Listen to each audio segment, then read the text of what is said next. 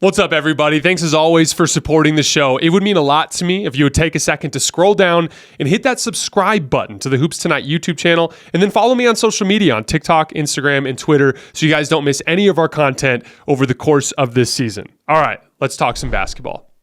Does Jokic have the highest floor in NBA history? There was a lot of chatter of him not having a good game five, and he still finished with a near 25, 20, and 10 triple-double. Does that defensive play on LeBron right after Murray's shot with a few seconds left typify a high floor impact play that doesn't show up in a box score?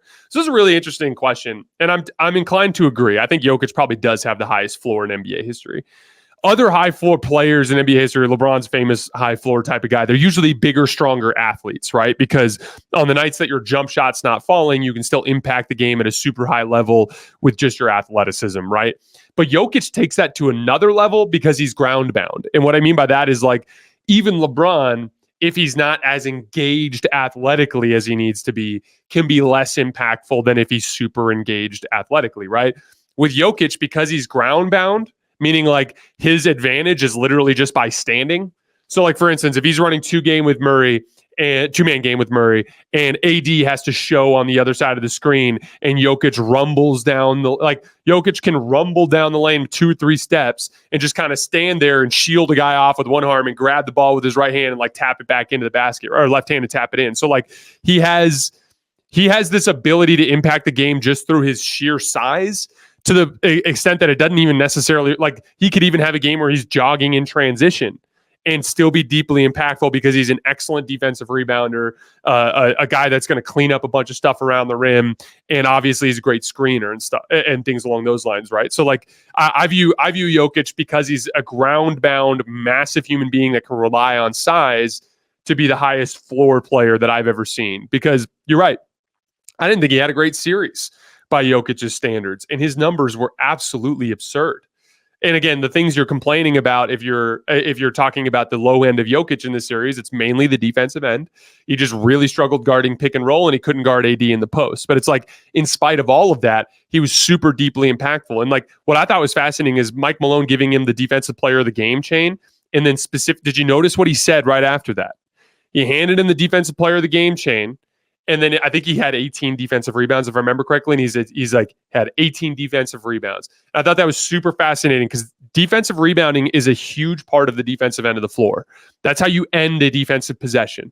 Literally doesn't matter if you get a stop on the first possession, if you can't clean it up. Remember game 4 of Knicks Sixers? 11 of the Knicks' 20 points in the fourth quarter were second chance points. They were getting stops on the first possession and couldn't clean up the defensive rebound, right? So like, that's a huge value defensively. Even if Jokic was getting cooked in specific coverages, he was still a deeply impactful defensive player because of his defensive rebounding ability. And guess what? Totally different series next round. He's not dealing with a roll man that can do damage on the roll the way Anthony Davis can. He's not dealing with a guy that can score on him individually in the post in Rudy Gobert. And so that's why I say, like, scoring is going to be such a huge part of Jokic in the next round. He's not going to be taxed as much defensively as he was in the Lakers series. So he's going to have more energy and kind of like bandwidth to handle weight on the offensive end of the floor. And then also the last piece, that defensive play on LeBron right after Murray's shot. Yeah, it was a really smart play. So LeBron identified, it was high IQ meets high IQ, right? Because like, LeBron identified quickly, like, shit, they got a bucket. We don't have a timeout. I have 3 seconds. Let me see if I can get a running start here. He came sweeping along the baseline and got that catch.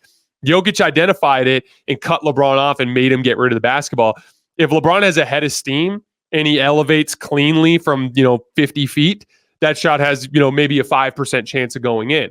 By making him pass it off to Taurean Prince, and Taurean Prince have to, like, from a dead stop, have to get a shot up, that drops from like a 5% chance to like a 1% chance, right? So like, you substantially increase your chances of avoiding the miracle shot by just a really smart read from Nikola Jokic at the end of the game. Jason, kind of a mailbag question. This is the second time in the last 2 to 3 years that you've had the best perimeter defender as a guy who has arguably the best backline defender behind them. Wiggins and Draymond, and now Jaden and Rudy. What do you think it is that allows those guys to excel on the perimeter when they have elite defense behind them? So a big part of it, I put it down to 2 things. Aggression is a big part of it, right? So like, if I can actually be forward aggressive on the offensive player, be actually willing to reach in and like gamble for steals and stuff on the perimeter, I know that when he gets downhill, he's going to slow down. And that's the second piece of this, right? So like, if I come off of a ball screen and I get excellent separation from Jaden because he gambled for a steal on the other side of the screen, I'm not going to just cook downhill on the screen and challenge Gobert at the rim. That's stupid, right? Like Gobert's going to be waiting there in his high drop coverage, giving Jaden a chance to recover. And as a result of that, I'm probably going to slow down and try to make a read and see if something else opens up. That is what gives the opportunity for Jaden to come in with back pressure. That's like that bracket concept that I'm talking about. That back end bracket of Draymond, or in this case, Rudy Gobert, causes the ball handler to come off of those screens with a certain level of hesitation and patience with it instead of like downhill verve, right? And so as a result of that, that gives those on-ball defenders a better opportunity to provide back pressure. And so again, like we always think of like best perimeter defender as like a one-on-one thing. The reality is the most common play type in the NBA is a ball screen. It has been for a very long time. And the vast majority of these actions are 2-on-2 or 3-on-3, maybe even 2-on-3 or 3-on-4, let alone 1-on-1. And even in 1-on-1 situations, there's backside help. So, but again, like if KD is isolating Jaden McDaniels on the right wing, or Devin Booker's isolating Jaden McDaniels on the right wing, you just have Gobert waiting in the back line. And again, like we can talk about individual skill sets all we want, but at the end of the day, basketball is a team sport and it is more complicated than just the on-ball responsibility. Last question. Jason, I have the Knicks representing the East. Do you think they can beat Boston? I feel like they've jumped up a level as a team and Brunson really seems ready for the moment. I do think they can beat Boston, but I will have them as a substantial underdog. There's a few things that work in their favor. I think they're a tougher team. I think they're a more physical team. I think they're a more engaged and bought in team in terms of like consistency of effort and execution, right? I also like their hierarchy. Everything runs through Jalen Brunson. It's like a very clear, this is what we're going to do every time down the floor. But bottom line is they're just going to have a steady diet of fresh and capable perimeter defenders. Derek White will see time on him. Drew Holiday will see time on him. I wouldn't be surprised if Jaylen Brown spends a good amount of time on him if he were to get into that matchup, right? And so like it's just a lot to ask for Jalen Brunson to keep up with that high-powered Celtics offense. But like the whole method is New York has to drag that game down into the mud in a super physical way and wear Boston out to where the jumpers start missing. And if you bait Boston into that and you do enough damage on the offensive glass and you do enough damage in transition to support Jalen Brunson as a shot maker, if you drag it into the mud, it's possible that Jalen can alpha dog these guys. But in order to do that, you're going to have to absolutely dominate the dirty work areas of the game. And it's just a lot to ask. And the talent advantage for Boston is significant.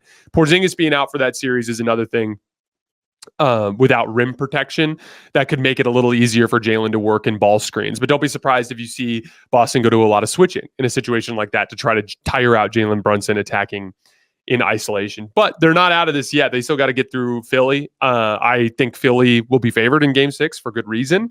I think the Knicks would win in Game 7. I think they've demonstrated that they're a slightly better team to this point in the series, but you can't write off talent like Maxey and Embiid. They have just as good a chance to get out of that series as the Knicks do.